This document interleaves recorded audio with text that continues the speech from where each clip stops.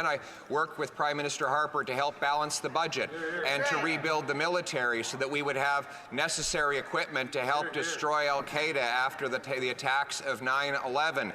Help deliver the lowest inflation of any government in 40 years, leaving behind a balanced budget and the best balance sheet of any government in the G7. In fact, it turns out the job experience I have is best aligned with the job that I promised to do. Now let's bring it home.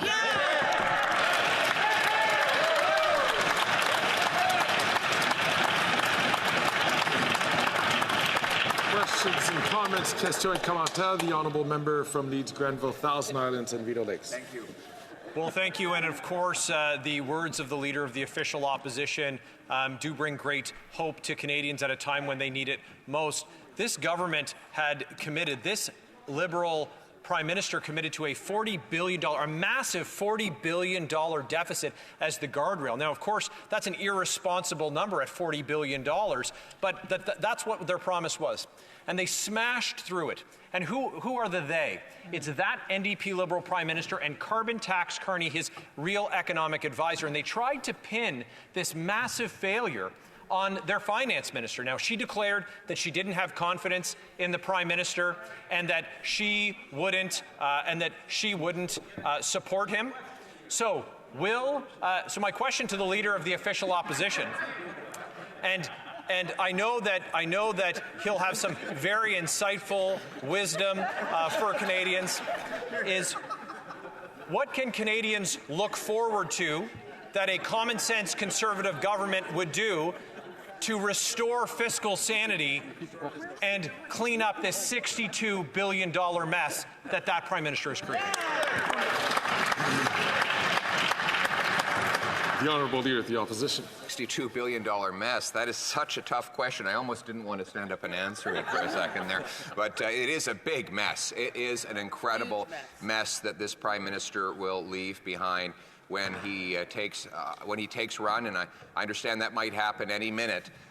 As carbon tax Carney is lining up, you almost wonder if carbon tax Carney planned it all this way. Right. You know, he's the top economic advisor.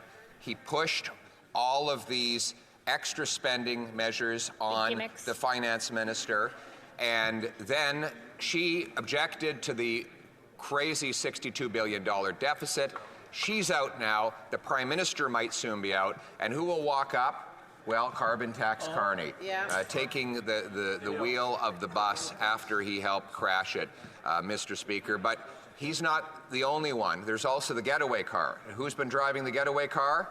The NDP. The NDP leader. Today he said that the Prime Minister should resign. And yet, just days ago, he voted to keep the Prime Minister exactly where he is. So it is time for the NDP leader to state clearly that he has not only lost confidence in the Prime Minister, but he is prepared to vote non-confidence or take any other legal steps necessary to express non-confidence in this Prime Minister in order to trigger a carbon tax election as soon as possible. Well, folks, the debate is about the $60 billion deficit. So recently, Canada's second-in-command, Chrystia Freeland, resigned right before the economic update. And we also learned that the deficit was about $60 billion, and they had promised to cap it at $40 billion. So that's what the debate is about. Like, where did this extra $20 billion go? I mean, as you can see, last year from 2022 to 2023, the deficit was about $35.3 billion, and they had projected to be $40 billion. That was the cap for 2023 to 2024. And then you can see the projections going down up until 2028, 2029 at $18 billion. However, for some reason, the economic update came in this month. It was at $60 billion. So what happened? And that is the question that we're all trying to solve. Parliament, the House of Commons, they've been trying to get reports in terms of like the issue and the actual breakdown. However, the federal government is refusing to release those reports.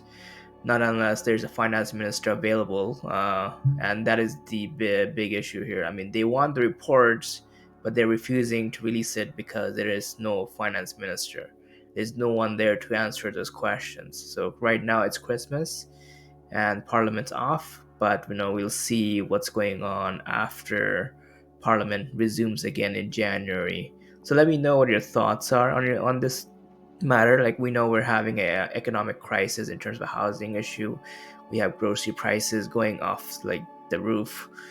We have like a cost of living issue here as well, and plus we also have an immigration issue in terms of a population boom. So let me know, where will Canada go from here, or what are our options, or what are our solutions? And please hit that like button and be sure to subscribe. Thank you. Take care.